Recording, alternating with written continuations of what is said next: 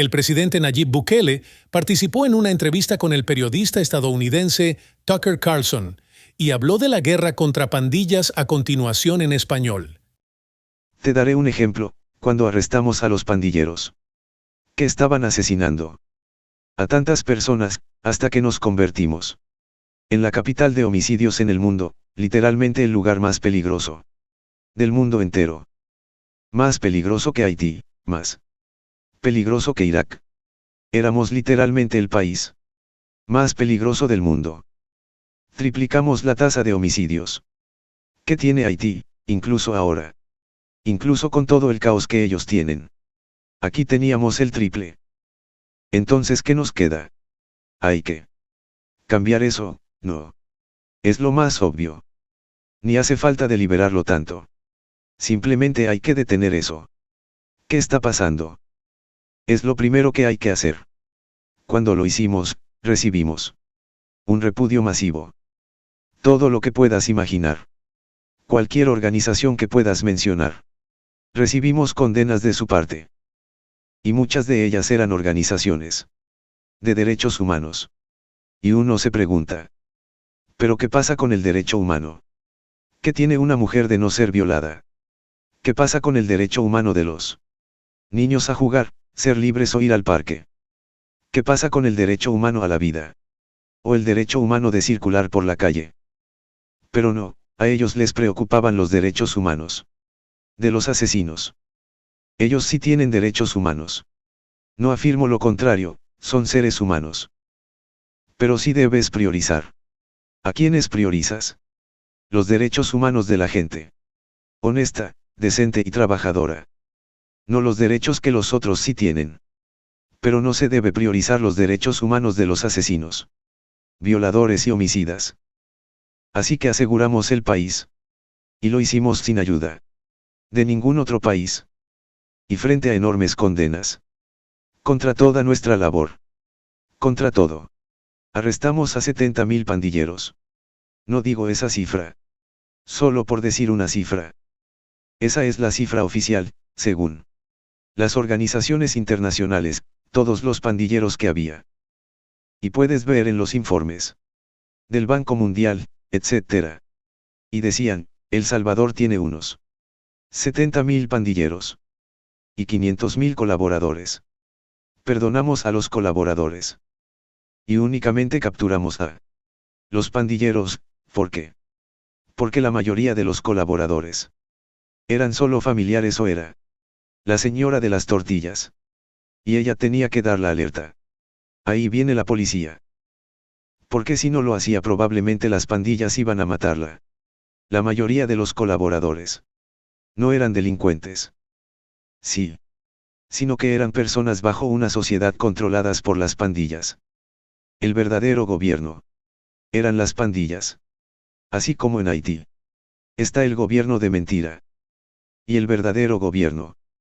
¿Qué son las pandillas? Así era, estaba el gobierno formal. Con sus oficinas y todo. Pero tenías al gobierno real en el territorio, que eran las pandillas. Entonces. Y yo sé que quiere limitarse a los hechos, pero en algún momento debe hacerse. Somos uno de los países más pobres del mundo. Yo lo sé. Por eso el caso es tan vergonzoso e interesante. Estados Unidos aún cuenta con recursos ilimitados. Porque ustedes pueden imprimir billetes y ya. Ese es otro tema, pero pueden imprimir lo que quieran. ¿Cuánto va a costar? Lo pueden hacer como quieran. Si quieren, lo hacen de oro. Pueden hacer cualquier cosa. Solo preguntan, ¿cuánto cuesta? Háganlo. Eso parece una falla sistémica. De hecho es una falla sistémica. Cierto. Lo que usted describe tal vez sea algo que se tenga que demoler y reconstruir. O puede que ya no se le pueda dar mantenimiento. ¿Cuál es la respuesta en este caso? Hay que tener liderazgo. Te aseguro que, si hubieras visto el desorden en el que vivíamos aquí. Sí. Era mayor que el desorden. ¿Qué tienen ustedes? Cierto. Entonces. De veras que sí. El simple hecho de que un tercio de nuestra población huyera del país a Estados Unidos. Entiendo. Eso te da una idea. Aquí vivíamos en un desorden. Y todavía hay otras áreas. No así la seguridad, somos el país más seguro del hemisferio occidental. Pero tenemos problemas en otras áreas como, por ejemplo, la economía. Cierto. Nuestros problemas eran mayores que sus problemas. En proporción relativa. Lo que te quiero decir es que, si se pudo arreglar un desorden como el nuestro, ¿cómo no se va a poder? En Estados Unidos. Con riqueza ilimitada, científicos, innovación como nadie. Todavía es así. La innovación viene de Estados Unidos más que de cualquier otro país. No es gracias al gobierno. Pero se sabe que aún tiene a los mejores innovadores. La inteligencia artificial. Seguro que sí. En todo. Aún tienen a los mejores innovadores. Aún tienen las empresas más grandes. Aún tienen la moneda de reserva más grande del mundo. La mayor riqueza. El mayor PIB. La posibilidad de reclutar talento de cualquier parte. Pueden atraer a cualquier talento a su país. Si hay que arreglar cualquier brecha, eligen al que quieran. Y lo obtienen. Obtienen lo que quieran. Aún pueden obtener lo que quieran. No los pueden atacar. Porque están muy lejos. Nos queda mucho por recorrer, pero estamos haciendo las cosas bien. Entonces, vienen muchos que son estadounidenses por nacimiento, pero también muchos salvadoreños con ciudadanía estadounidense. Tienen suficiente espacio. Bueno, esto crea una burbuja inmobiliaria. Porque no se han construido suficientes viviendas para satisfacer la demanda. Pero eso crea un problema temporal. Una burbuja inmobiliaria. Sin embargo, no es realmente una burbuja. Solo es tema de la oferta. Busca su equilibrio. Las empresas constructoras saben que la cantidad de viviendas que construyan las van a vender. Ahora la construcción representa el 20% de nuestro PIB y sigue creciendo. Habrá un gran boom en la construcción. Y tienen clientes.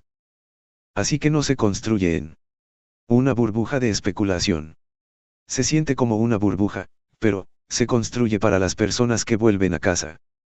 ¿Algún jefe de Estado le ha pedido consejo para mejorar su propio país? Sí. Varios. Algunos lo han dicho públicamente. Por supuesto. Y nos reunimos para ver. Más que nada, temas de seguridad. Hablamos con muchos líderes latinoamericanos. Vienen ellos o envían a sus ministros de seguridad para reunirse con nuestros ministros de seguridad. Vienen a ver nuestro sistema carcelario. Porque a veces ven nuestras cárceles y las tratan de comparar con las cárceles de los Estados Unidos. Y dicen, miren, qué malos. No tienen gimnasios. No tienen Netflix. Pero no hay que comparar las cárceles de El Salvador con las cárceles de Estados Unidos. Hay que comparar las cárceles de El Salvador con las cárceles de Latinoamérica si van a la mayoría de países latinoamericanos, las cárceles están en manos de las pandillas. Recuerdo que así era aquí también. Sí, estaban en manos de ellos. Tenían fiestas, prostitutas, bailarinas exóticas. Aquí eran autónomos. Tenía que pedir su permiso para ingresar. Debías tener su permiso para ingresar. Solo daban permiso para que entraran alimentos y medicinas. Pero las controlaban.